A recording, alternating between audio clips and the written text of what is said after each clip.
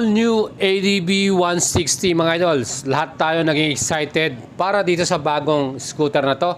Of course, from Honda Motors Philippines, salamat at syempre, dinala na yan sa atin. Mga idols, ito po ang ating feature para sa inyo, Honda ADB 160. As expected mga idols, napaka-hype nitong model na to. As in, napakadaming mga idols natin dyan, mga subscriber natin na gustong bumili nitong unit na to. Well, as of today, nirelease na ang mga first batches of deliveries ng mga units na to sa lahat po ng mga Honda 3S Shop Store sa buong Pilipinas, especially sa Metro Manila. At napakadami po talaga ang naka-reserve na para dito sa unit na to. At dahil sobrang laki ng demand ng unit na to, ang dami po nagtatanong sa atin, saan pwedeng bumili nito via cash payment? Well mga idols, sa dami rin po ng mga store ng Honda, marami po sa kanila gusto nila installment po ang kanilang binibigay. Well, may mga nagbibigay din ng cash pero very limited lamang yung units plus syempre meron ng dagdag na presyo dyan. So ini-expect natin from the SRP na 164,900 umaabot na po ng 180 to 190k ang presyohan nitong ating Honda ADB 160 na to. Dahil na rin sobrang hype ng model na to, napakadami rin pong gustong bumili ng cash payment at kung gusto naman po ng installment, talagang pila naman po. Siyempre, meron akong recommend sa inyo na dealer. Ito po, Honda Guanzon Calasiao, located po ito sa Pangasinan. Pwede po kayong tumawag dyan at magpa-reserve at pumila kung gusto naman po ng installment or cash payment dyan. So, pwede po kayong makakuha ng mga unit ng ating pinakainaabangan at sobrang guwapo na Honda ADB 160. Mga idols, ang ating feature para sa inyo, itong color matte white na ito. Napakaganda ng kulay na to at sa akin po, personally, gustong gusto ko siya. Well, bago ang lahat, subscribe muna kayo sa ating YouTube channel, pakipindot yung notification bell natin. At syempre, suportahan nyo ako mga idols, meron tayong FB page, like and follow nyo yan.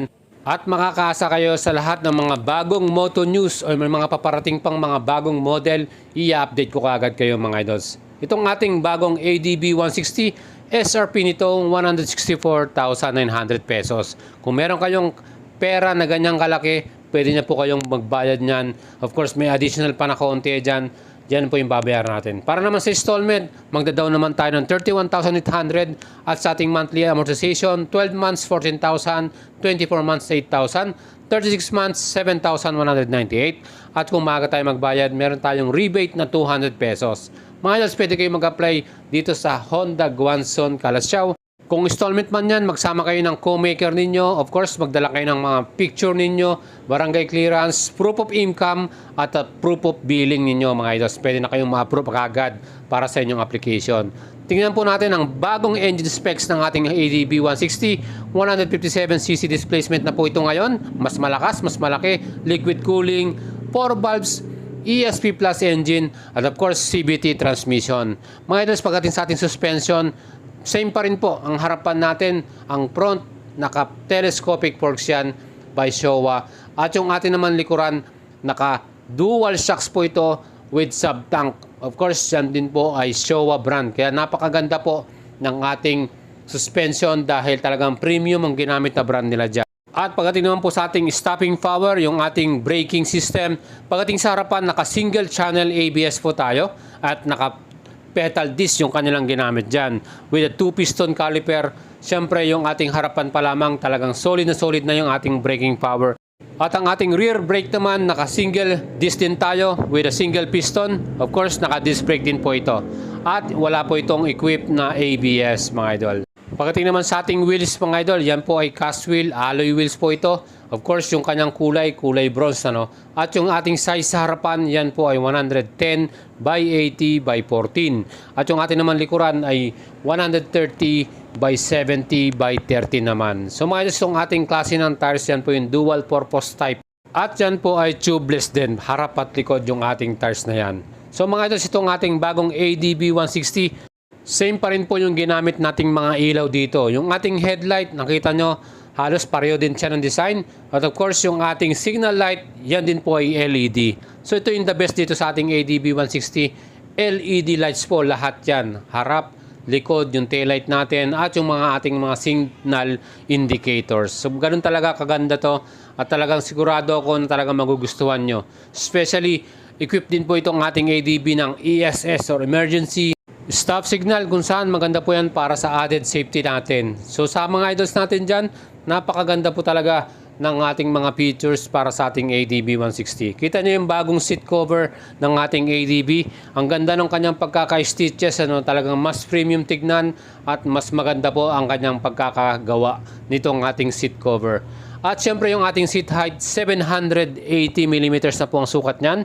Mas mababa po siya at of course mas malapad ng konti. At yung ating compartment, mga idols, napakarami po nating may lalagay dyan. Ngayon po, ang compartment natin ay 30 liters. From the old ADB 150 na 28 liters, meron tayong additional na 2 liters dyan. Siyempre, kasama na rin dyan yung mga tools natin. Of course, yung ating ADB 160 manual, kung saan nakalagay na rin dyan lahat po ng mga maintenance natin at yung mga other information. At yung ating battery, yan po ang brand niya ay GS, magandang quality rin. Siyempre, talagang the best itong ating bagong ADB 160 na to. Sa left pocket natin, nandyan po yung ating pinaka USB charging port.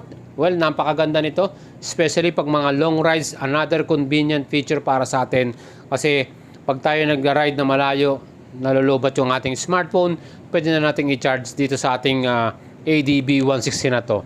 At of course, yung ating fuel tank, ang capacity po nito 8.1 liters na po. At ang ating fuel consumption 45 km per liter. Ganun na po katipid itong ating ADB 160. At syempre, the best dito sa ating ADB 160, meron tayong Honda Smart Keyless System, kung saan another convenient para sa atin. Madali na natin i-start yung ating engine. Meron tayong starting button dyan. At of course, meron din po tayong idling stop and start system. Pag naka-switch on yan, pagdating sa traffic light, 3 seconds, mamamatay yung ating engine. Siyempre, mas matipid po sa consumption ng ating gasolina. Yan po yung the best dito. Kita nyo yung ating tapered handlebar. Ang ganda at talagang super reliable yan. Napakatibay niyan, mga idols. Andang pindutan natin sa kaliwa. Andyan na po lahat yung busina natin, yung ating high and low beam, at yung ating signal indicator para sa left and right natin. Mga idols, itong ating bagong meter panel, fully digital din po ito. Andyan po sa gitna yung kanyang mga selection switch. I-adjust natin yung ating clock at iba pa, mga idols. So dito pa lamang sa ating bagong ADB 160, sigurado po ba na sulit itong ating bagong updated model na to?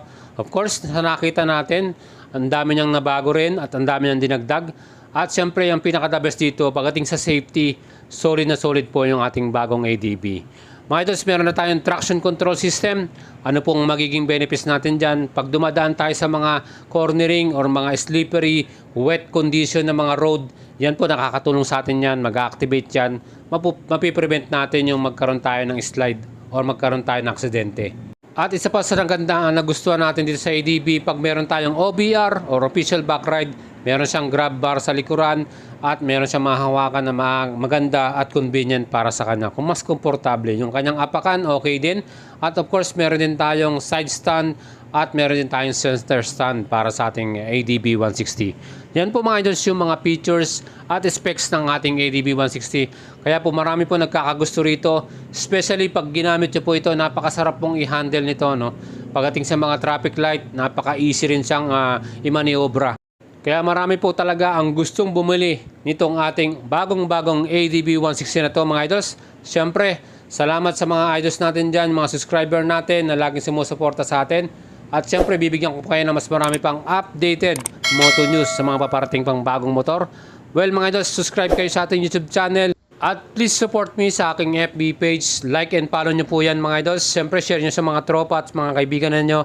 Shoutout po kay Sir Bernard Asay, taga Nabota City po siya. Siya po yung natulungan natin na makabili ng bagong ADB 160. Matte black naman po yung nakuha niya. Right.